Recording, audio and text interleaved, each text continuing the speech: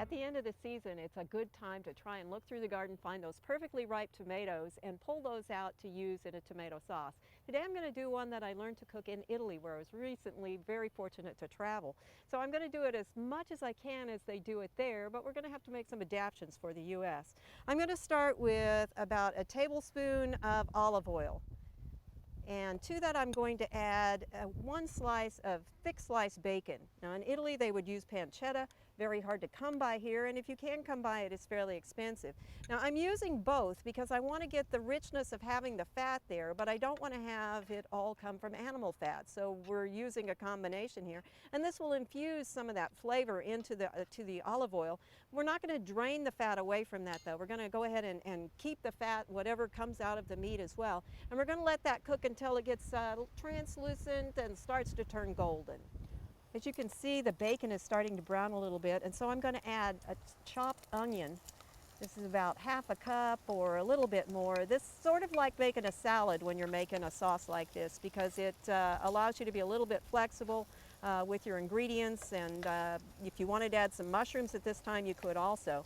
I'm also going to add 5 cloves of minced garlic. So we're going to get a lot of flavor from this, and we're going to let this just cook briefly. We want the onion to start to become translucent. We don't want time enough for the garlic to burn it all. So this is just going to be a brief cook at this point in time. To this, I'm adding 5 or 6 tomatoes. Now these, because I'm trying to do it more the traditional method, I actually peeled them and also seeded them, because in this kind of sauce in Italy you wouldn't find any tomato seeds.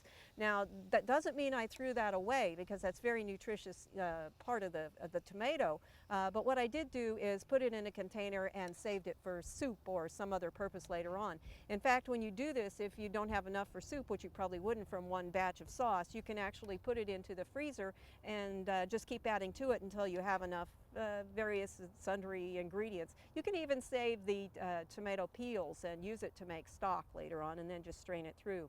I'm also going to add to this somewhere between 1/3 to 1/4 of a cup of red wine. And we're going to bring this to a simmer, and the last ingredient I'm going to add right now is about 8 basil leaves that have been chopped up. These are fresh basil leaves, and if at all possible, do use the fresh ones, because they give you a whole different flavor profile than the dried ones do. If you're going to use the dried ones, you could do that in the pinch in the dead of winter when the tomatoes aren't fresh either, but this time of year, go for the fresh. This is going to come to a simmer, and you're going to let it simmer 40 to 50 minutes, depending on how thick you want it, how much time you have, how much of that deep flavor you want to develop. The sooner you eat it, you could eat it now if you chose to, once it's warmed up and come to a simmer, but it's going to be a totally different concept as far as the flavor profiles than you'll get if you let it cook for a long time. It's great on many kinds of pasta. You could also serve it on crostini or dry toast. What I've done with it is put it on spaghetti, because that's one of the traditional ways. Also on top of it, I put some shredded Parmesan cheese. You can stir a little bit of that into the sauce also as it's finishing up at the very end of cooking.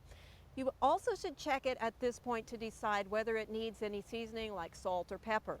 Because you're putting the Parmesan on and it has a lot of salt, it's best to wait until you actually get that combination going to make that determination on salt, because otherwise you may end up with it being too salty. Also, you don't want to add salt early on in the simmering process, because it's going to concentrate as it goes on down and continues to cook. Again, this was a great meal to remind me of the wonderful time I had in Italy, but I think you will find this to be just a great meal in Oklahoma anytime you've got some good fresh tomatoes and fresh basil. For Oklahoma Gardening, this is Barbara Brown.